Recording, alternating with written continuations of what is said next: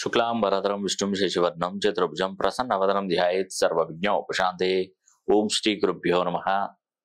నమస్తే అండి, నేను మీ రామకృష్ణిహాన్, ఆస్ట్రో న్యూమరాల్స్ని. అందరూ ఎలా ఉన్నారు? నేను చెప్తున్నటువంటి రాసులైనటువంటి 4 రాసులు నేటి నుండి మీకు అదృష్ట యోగం పట్టబోతుంది. మీ ఎదుగుదలను చూసి మీ చుట్టుపక్కల ఉన్నటువంటి వారికి నిద్ర కూడా పట్టదు మీ అదృష్టాన్ని చూస్తే. ఎంత స్పీడ్గా గ్రోత్ అవుతారంటే అంత స్పీడ్గా మంచి అదృష్టంగా మీరు ముందుకు నడుస్తారండి. అవి ఏ రాశులకు ఆ అదృష్టం వరించబోతుంది? ఒకటి మేషరాశిలో జన్మించిన, రెండోది కుంభరాశిలో జన్మించిన వారు కానీ, మూడోది వృషభ రాశిలో జన్మించిన, నాలుగోది తులారాశిలో జన్మించినటువంటి వారు చాలా చాలా అదృష్టవంతులండి. తులారాశి, వృషభ రాశి, కుంభరాశి, మేషరాశి 4 రాశులు. వీరికి అదృష్ట యుగం ఎప్పటి నుండి అంటే మనకి పౌర్ణమి నుండి స్టార్ట్ అవుతుంది. పౌర్ణమి ఆ యోగ్యత అనేది కూడా ఆ పౌర్ణమి నుండి, అంటే నర్మదా నది పుష్కరాలు దాటిన తర్వాత పౌర్ణమి వస్తుంది. ఆ పౌర్ణమి నుండి ఈ 4 రాశులకు అదృష్టమే అదృష్టం, అదృష్టమే అదృష్టం. వీరికి చేస్తున్నటువంటి ప్రతి పనిలో విజయం కలుగుతుందండి. చదువు పరంగా కానీ, చాలామంది పిల్లల తల్లిదండ్రులు మా పిల్లోడు ఎంసెట్ రాస్తున్నాడండి, నీట్ రాస్తున్నాడండి, ఐఐటి ప్రిపేర్ అవుతున్నాడండి, లాంగ్ టర్మ్ కోచింగ్ వెళ్తున్నాడండి, మా అబ్బాయికి అనుకున్న స్థాయిలో సీట్ రావాలండి అని చాలామంది మనకు తల్లిదండ్రులు ఫోన్ చేస్తున్నారు. మీ పిల్లవాళ్ళు కనుక ఈ రాశులలో ఉంటే తప్పకుండా జాక్పాటు కొడతారు.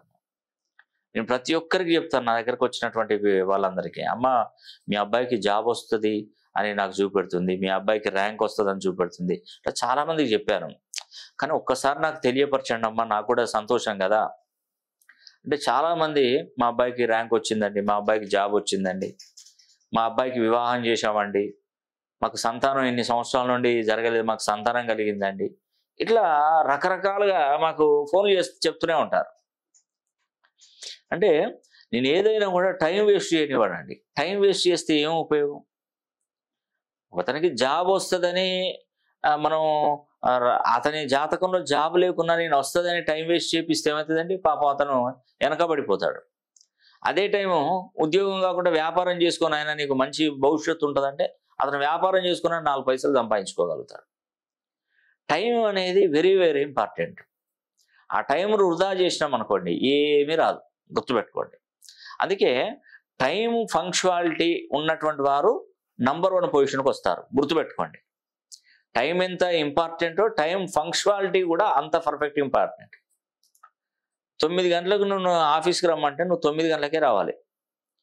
ఓ 10 నిమిషాలు వచ్చి కూర్చున్నా ఏం ఇబ్బంది లేదు, కానీ 10 నిమిషాల తర్వాత వచ్చావు అనుకోండి నీకు టైం ఫంక్చువాలిటీ లేనట్టే, అంటే నీ జీవితంలో ఎప్పుడు కూడా నష్టపోతుంటావు అనేది దీనికి అర్థం. అవునండి, ఖచ్చితంగా ఉంటుంది, ఆ ప్రాబ్లం ఉంటుంది అన్నట్టు. మనం మెయింటైన్ చేయాలి, టైంను మెయింటైన్ చేసి మనం ఖచ్చితంగా నిక్కచ్చుగా కనుక మనం ఉన్నట్టయితే మనకు ఆ భగవంతుడు ఏదో రూపంలో మనల్ని మంచి అదృష్టవంతులు చేస్తూ ఉంటాడు.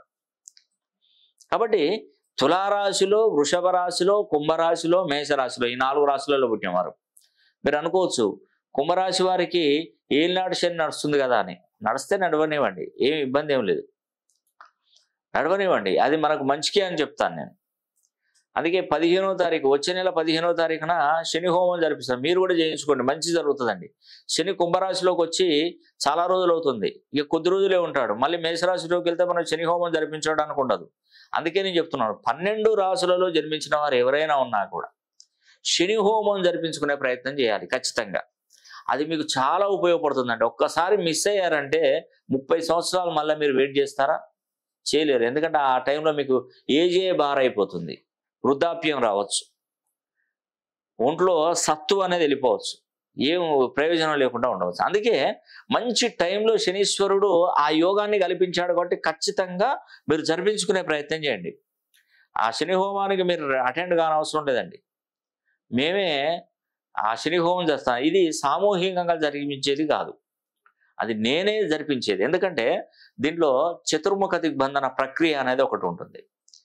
కొన్ని వందల క్లాతులు తీసుకొని, ఒక ఫీట్ క్లాతులు తీసుకొని ఏం చేస్తామంటే ఒకవైపు తెల్ల ఆవాలు, ఒకవైపు నల్ల నువ్వులు, ముడి వేసి ఒక పెద్ద పాత్రలో వేసి దాని నిండా నల్ల నువ్వుల నూనె పోసి 4 ధృవాలకు, తూర్పు, పడమర, ఉత్తర, దక్షిణ ధృవాలకు ఒక అఖండ దీపాలను వెలిగించి వాటిని కాపాడాలి.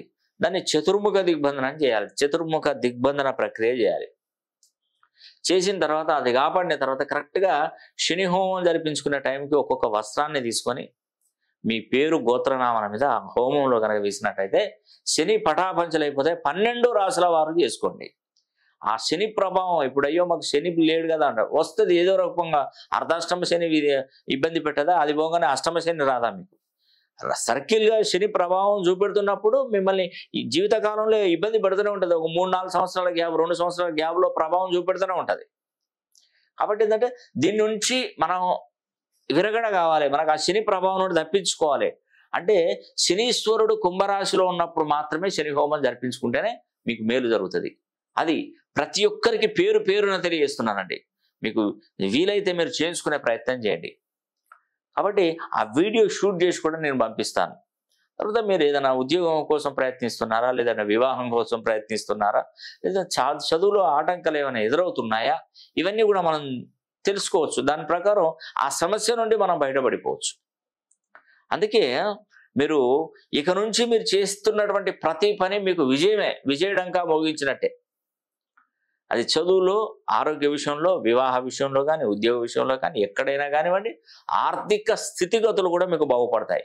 మీరు రుణ బాధలు, ఇప్పటికే మీరు రుణాలలో లక్షల రూపాయలు, కోట్ల రూపాయలలో రుణాలలో ఉన్నప్పుడు కూడా ఆ రుణ బాధల నుంచి విముక్తులు అవుతారు మీరు ఖచ్చితంగా. రుణ బాధల నుండి కంప్లీట్ క్లియర్ అయిపోతారు.